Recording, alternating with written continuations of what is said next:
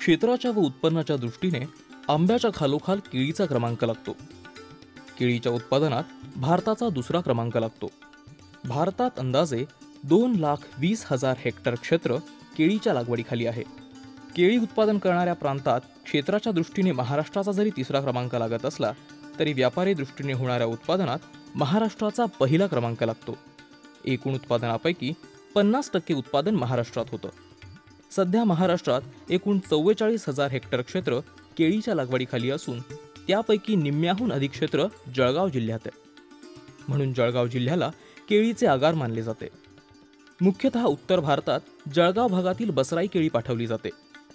त्याचप्रमाणे Saudi Arabia, Iran, Kuwait, Dubai, Japan व युरोपमधील बाजारपेठेत केळीची निर्यात केली जाते.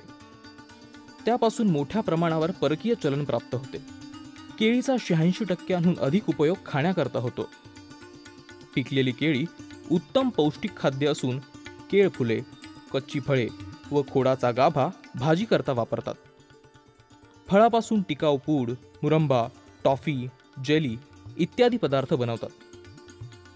वाळलेल्या पानांचा उपयोग आच्छादनासाठी करतात. केळीच्या खोडाचे व कंदाचे तुकडे करून ते जनावरांचा चारा म्हणून उपयोगात आणतात.